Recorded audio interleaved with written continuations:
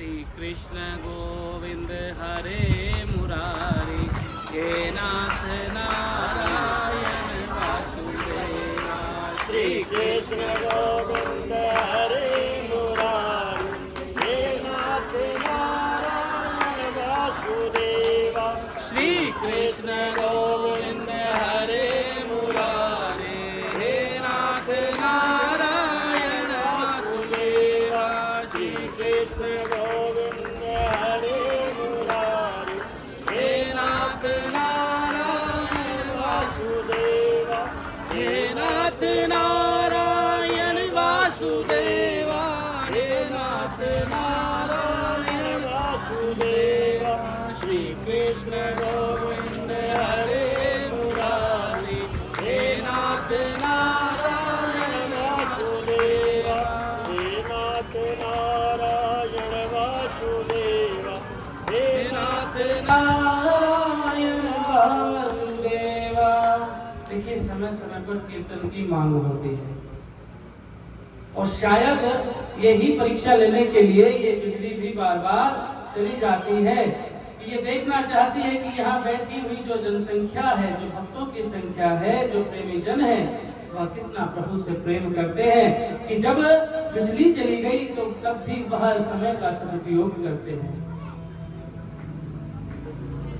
तो जिस प्रकार अब जब बिजली जाने के पश्चात आप संकीर्तन कर रही थी, तो कुछ क्षण के लिए वो संकीर्तन हो ही जाए। हरे श्री कृष्ण गोविंद हरे मुरारी, हे नाथ नारायण वासुदेवा। श्री कृष्ण गोविंद हरे मुरारी, हे नाथ नारायण वासुदेवा। श्री कृष्ण गोविंद हरे मुरारी, हे नाथ नारायण वासुदेवा। श्री कृष्ण गोविंद हरे मुरारी, हे नाथ नारायण वासुदेवा। श्री कृष्ण गोविंद हरे मुरारी, हे नाथ नारायण वासुदेवा। बोलिए वृंदावन बिहारी लाल की जय। जय श्री राधे, जय जय श्री राधे। आत्मदेव प्रसन्न हो जाते हैं और धुंधकारी नाम रखा गया। कुछ क्षण बाद, कुछ ही दिवस बाद गौ माता भी अपने पुत्र को जन्म देती है। एक ऐसा बच्चा उत्पन्न होता है जो पूर्णतः इंसान के शरीर के रूप में दिखता है, लेकिन उसके कान जो होते हैं वो गाय की तरह दिखते हैं। तो उनका नामकरण किया जाता है। तो उनका नाम क्या रखा जाता है? जोर से बोलिए, क्या रखा जाता है? वो कर्ण।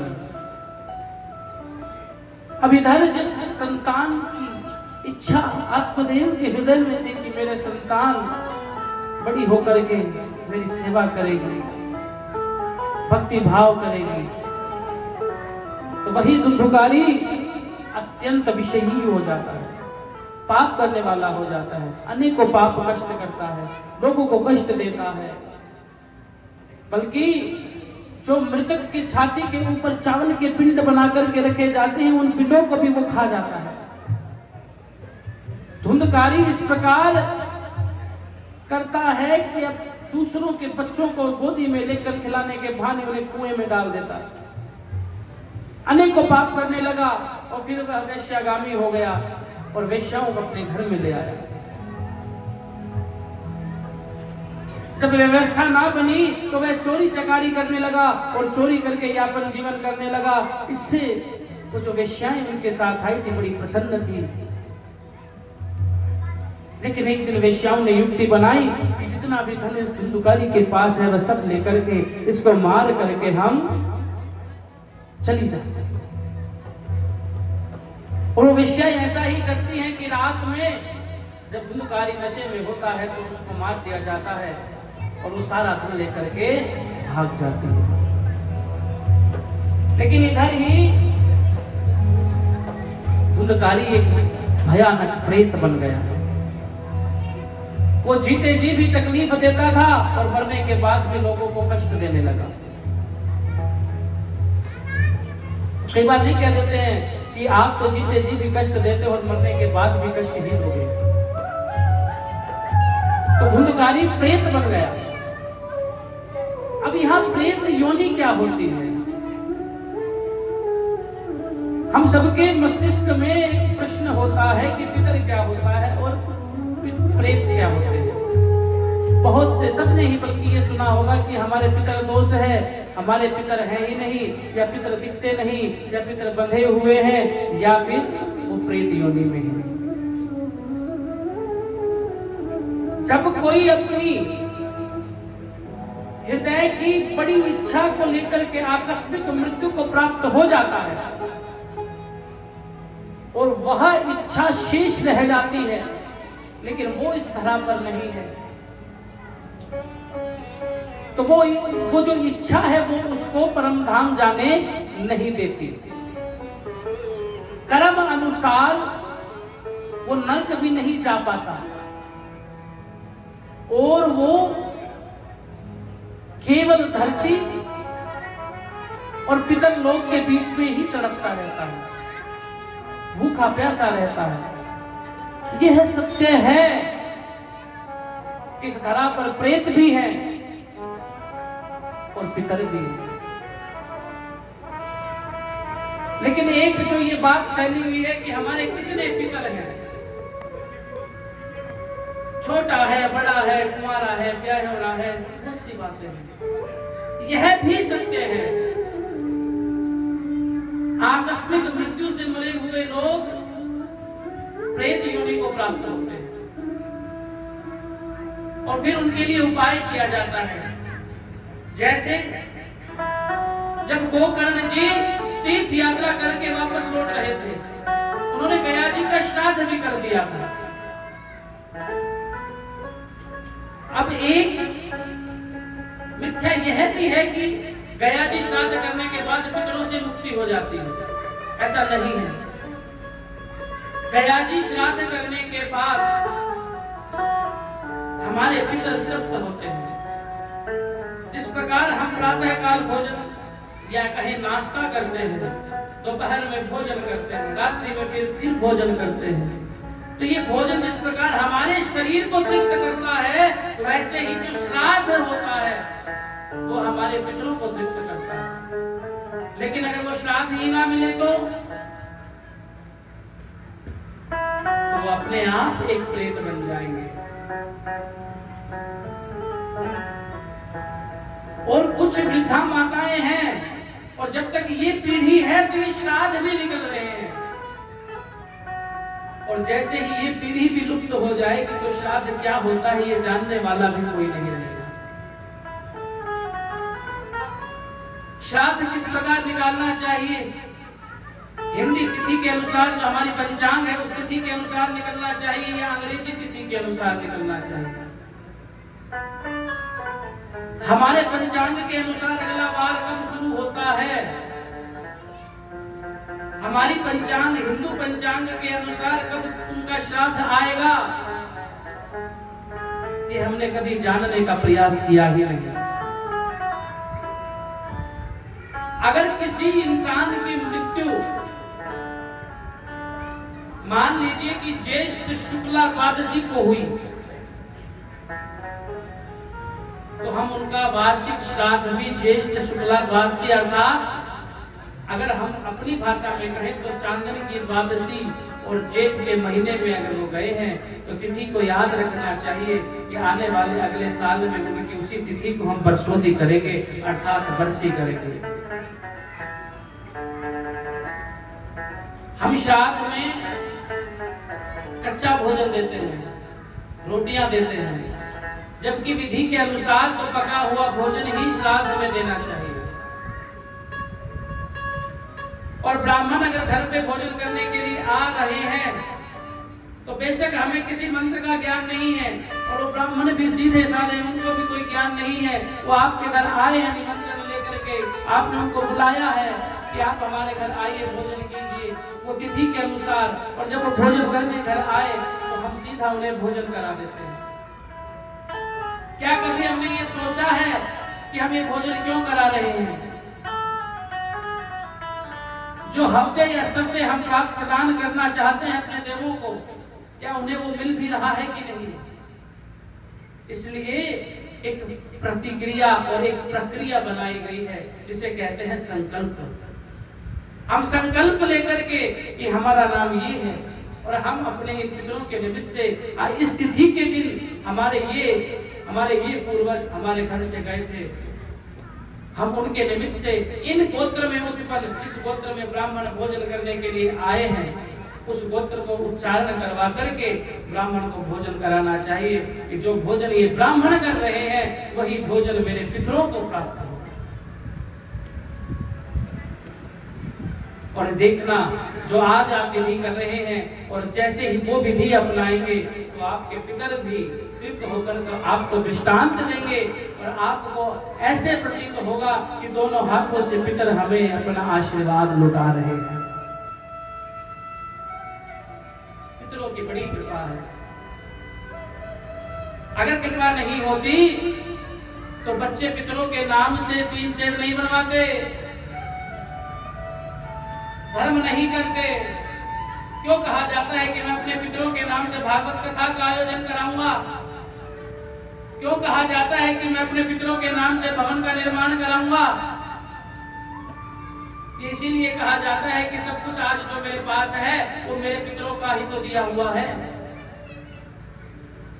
और हमारा भी कर्तव्य और धर्म होना चाहिए कि हम अपने बच्चों को सिखाएं, क्योंकि आने वाले समय में हमारे लिए भी वही करेंगे।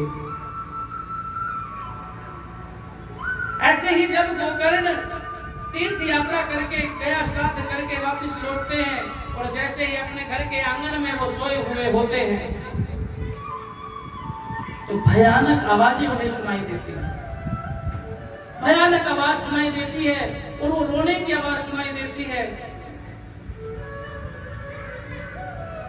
बार बार जब वो आवाज आती है तो गोकर्ण हैरान रह जाते हैं कि मेरे साथ क्या हो रहा है। लेकिन गोकर्ण एक भक्त होते हैं, उन्हें दिव्य शक्ति प्राप्त होती है। वह अपना ध्यान लगा करके देखते हैं कि कहां से कोई आत्मा तो नहीं है जो प्रेत के रूप में विचर रही हो।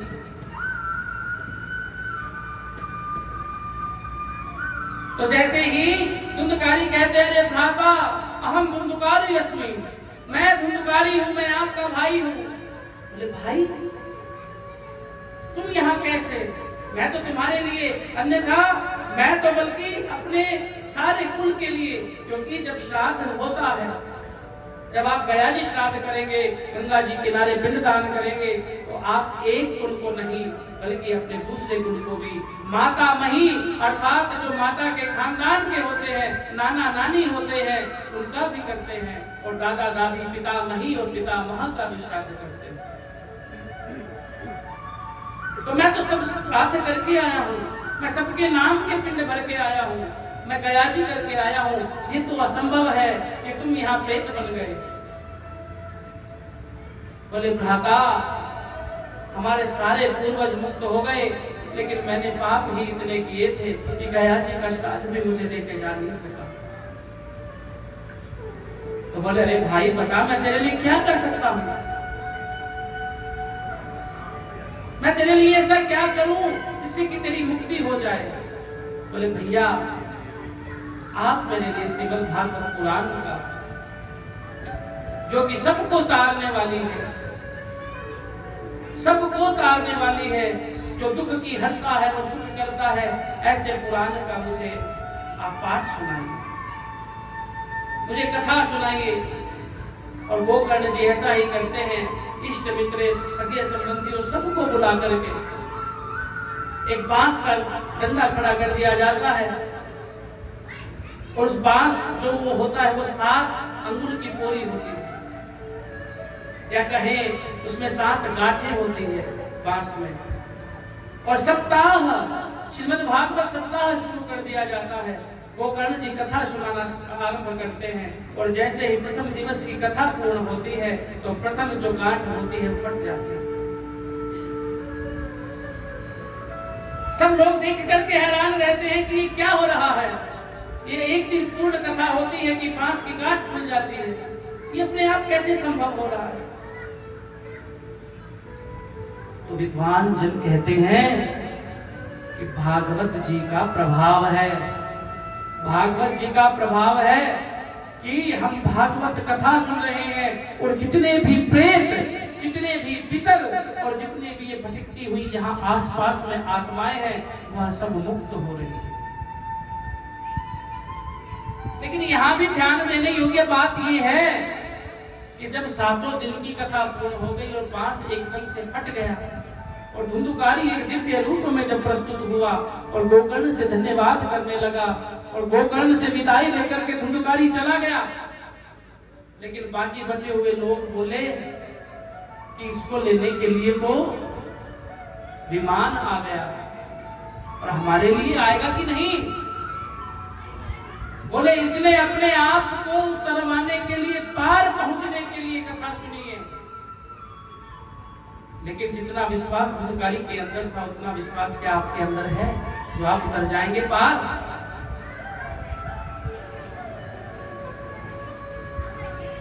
भागवत कथा का यही तो सार है कि प्रेत को मुक्त करा देना। हम अपने आप को भी इस बंधन से मुक्त करा दें कि जिस प्रकार धुंधुकारी को मुक्ति मिली हमें भी भगवान मुक्ति दे देना। मेरी पुनरावृत्ति मिटा दीजिए हे नंद किशोर दया सागर।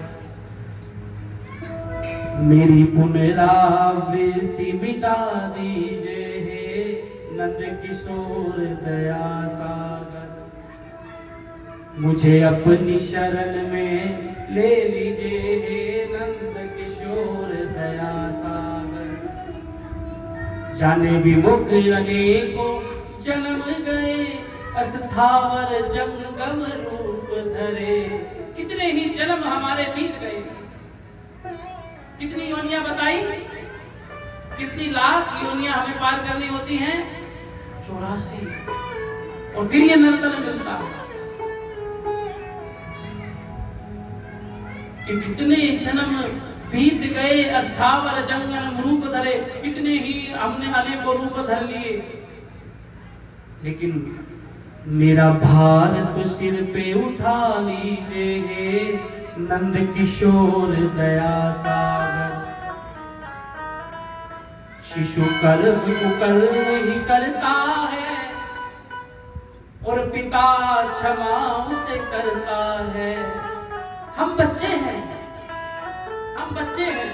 शिशु तो कुकर्म करेगा, लेकिन पिता उसे नादान समझ करके भूल जाता है और क्षमा कर देता है। मेरे सारे पाप मिटा दीजिए हे नंद किशोर दया सागर। आइए भगवान को स्मरण करते हैं, भगवान से ये प्रार्थना करते हैं, प्रेम से आप भी मेरे साथ गाइएगा। ओ मेरी पुनरावृत्ति मिटा दीजिए हे नंद किशोर दया सागर।